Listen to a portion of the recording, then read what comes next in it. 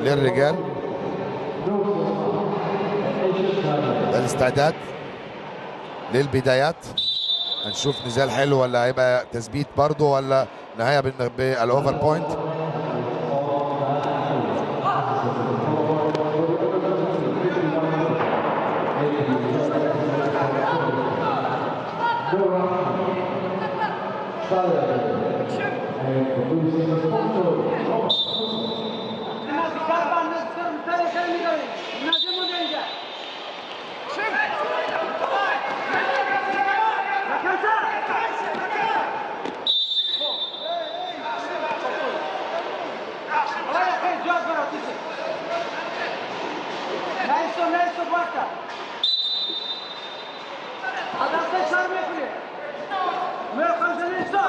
اربع نقاط هنا للاوزبكي. هيخلص ولا ايه؟ بدري ولا ايه؟ هيعمل بارما ولا ايه؟ هيبرم هنا. لا، نقف ليها الصراع من اعلى. طبعا كل النزالات البدايات والتصفيات يعني هنشوف فيها مباريات ممكن مش متكافئه شويه، ولكن عندما ندخل الادوار المهمه ربع النهائي بقى ونص النهائي، لا خلاص الموضوع هيختلف وهنستمتع بالنديه في هذه النزالات. 4-0 الى الان للاوزبكي. محاوله مره ثانيه هنا من الجرجستاني لتعويض الاربع نقاط. هيبرم ولا لسه؟ المفروض يبرم هنا، ولكن قافل عليه وعامل ديفنس كويس الاوزبكي.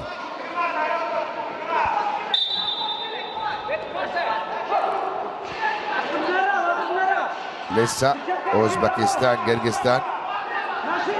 محاولة النزول كده، عايز يدخل على الرجل على طول الاوزبكي، عملها مرة ومحاولة مرة ثانية. هنا للسيطرة طبعا. شوف عايز يروح هنا الاتجاه ده عكس له الاتجاه، فده الديفنس بالجسم ممتاز الاوزبكي في العملية الدفاعية. نطلع تاني للصراع من اعلى. 4 نقاط مقابل لا شيء الى الان. من الصراع العلوي الان هنرجع تاني.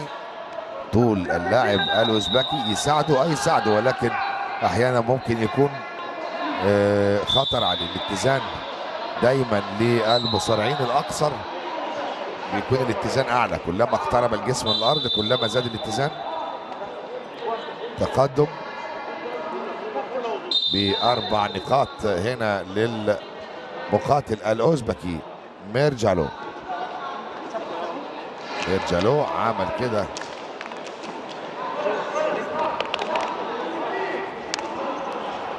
الرمية اللي رماها خارج البساط.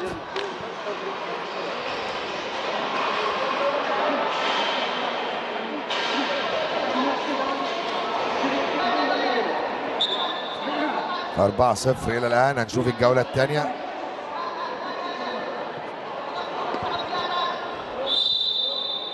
بداية الجولة الثانية.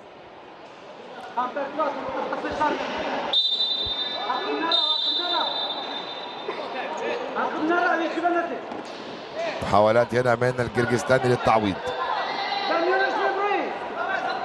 هنا لازم عايز يبرم، لازم يعمل يعني مناورة انه هيبرم يمين ويبرم شمال او العكس، ولكن هنا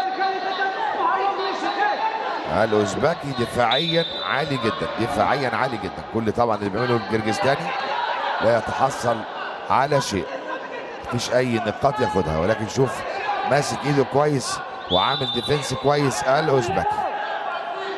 هيكون في تحذيرات اكيد لعدم الفاعليه من الاوزبكي، وهو بسرعه ما ياخدش 4 نقاط ويقعد عليهم بس يدافع في حاله سلبيه، ولكن محاولات هجوميه من الجرجستاني. محاولات هنا ولكن ماسك رجله كويس، عامل لوك عليها، وهنا بدون نقاط للاثنين.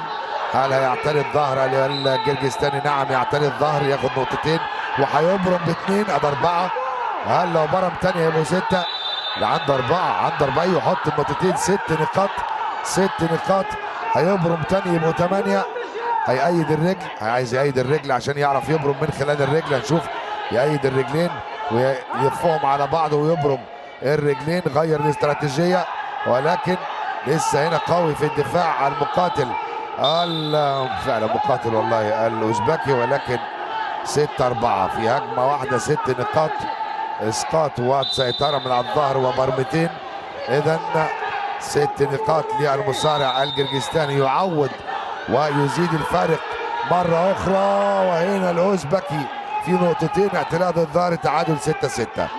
تعادل 6-6. لو برم هياخد نقطتين كمان. هيعمل بارما ولا إيه؟ نهاية السلبية. طبعا هنا 15 ثانية. 15 ثانية.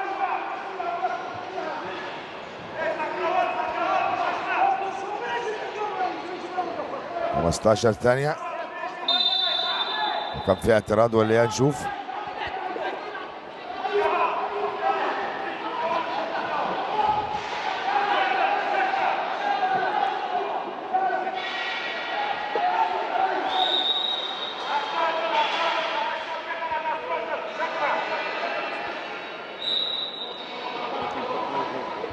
ننتظر طلب التشالنج المدير الفني الجرجستاني.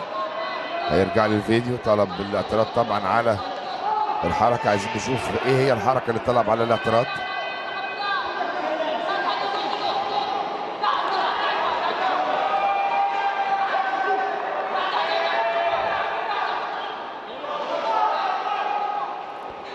ايه هي الحركة او النقطتين، وممكن معترض على النقطتين او النقطتين ولا يعني نشوف، او عايز 4 نقاط، ولكن لسه ما شفناش.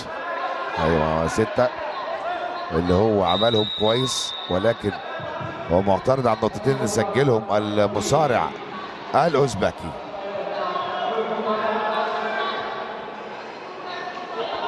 تشالنج. هنشوف ايه اللي حصل. فاضل 15 ثانية، 6 جزء من الثانية على نهاية النزال.